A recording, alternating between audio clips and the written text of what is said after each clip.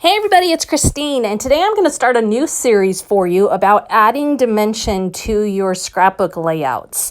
Today I'm starting things off using a Let's Go on an Adventure collection from Bella Boulevard. And the reason I went specifically for this collection today was it kind of has a fall feel to it. It's themed to be outdoors.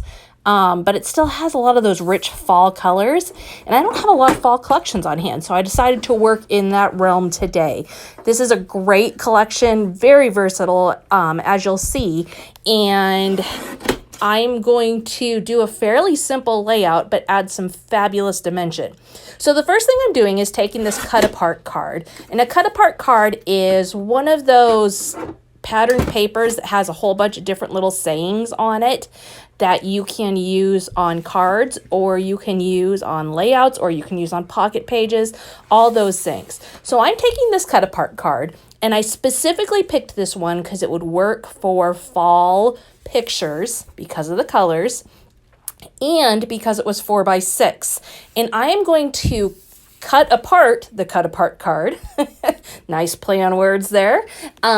You can see I cut it at the strips, and then I'm going to put two 4x6 pictures in between it and build my layout vertically. So this is my jumping off point. You can see I've got that rich orange in there. It's got brown, it's got blue, really pretty. The next thing I'm going to do is build some awesome dimension. And what I'm going to do is use this patterned paper that looks like it has the rings from a tree on it. And I am going to cut along the circles, not worrying about if I'm perfectly circular, to create a scallop border. Scallops have been one of my favorite ways to add dimension for nearly a decade. The first card I had published had a scalloped look on it. Multiple layouts that I've had have had scallop looks on it, and I'm always looking for ways to recreate that look. I should do a video for you of all the scallop things I've done. Made a note, I will do that, a share video. Anyways, going back to what I'm doing. So you can see I'm just using my scissors and cutting along that. Again, making that patterned paper stretch, okay? A $1-ish purchase to do the bulk of my layout, really. And I'm going to cut out 3 of those for each side. However, I'm not going to make you sit here and watch that whole thing. So I'm going to speed right through that and take you to the next spot in my layout. I'm going to just use a straight up white cardstock background. I played with several things to see how they would look, a gray background, a blue, and really ultimately I had a lot going on already. So I just needed to stick to the white. I am noticing that my pictures are slightly smaller than the cut apart card. So what that means is where I got my pictures developed, they didn't print it fully 4x6. It's maybe 5 7/8 or something. So I'm going to just trim off a little bit of the end there. I have to say right now, just a supply note, I'm really loving having a little trimmer for things like this instead of always having to use my big one. This one is really nice for little stuff. And this is an old school one from Creative Memories. I got it at a yard sale, really cheap. But really just a little tiny trimmer like that has been fantastic for these things. Now I am lining my pictures and my cut apart cards up straight down the middle. So I've got 3 inches on both sides, and you can see my ruler up there to measure and make sure I've got it going the right way. You can see I put the big title at the top, and then I've got just the little orange strip down the middle, and then the orange strip with the car down at the bottom. Then I'm going to start tucking my scallops underneath, and they are going to line up with each other. They're not going to be staggered. A lot of times I do like to stagger them, but I liked the way it looked when they lined up today. And this part is a little tricky. Did I get my adhesive too close to the edge? I'm trying to put my adhesive on the scallop down the middle so that I can easily pull the scallops up, which you'll see me do in a little bit, but also trying to tuck them underneath that picture is a little tricky if I got my adhesive too close there. And so you can see I'm just pulling things up a little bit and tucking things under accordingly. Now, I'm going to just be continuing this series of adding dimension to layouts as I have time. I have, of course, my design team commitments and such, and if I can work that into it, I will. But keep an eye out for the channel if you're looking for ways to add dimension that aren't maybe as obvious as, oh, put a 3D foam adhesive underneath it, things like that. That's what I'm going to be tackling in this series, is ways to add dimension, a variety of ways to add dimension. So here you can see now I've got my 3 tucked underneath. Like I said, not staggered, but you can see already it's creating a really unique look on the layout.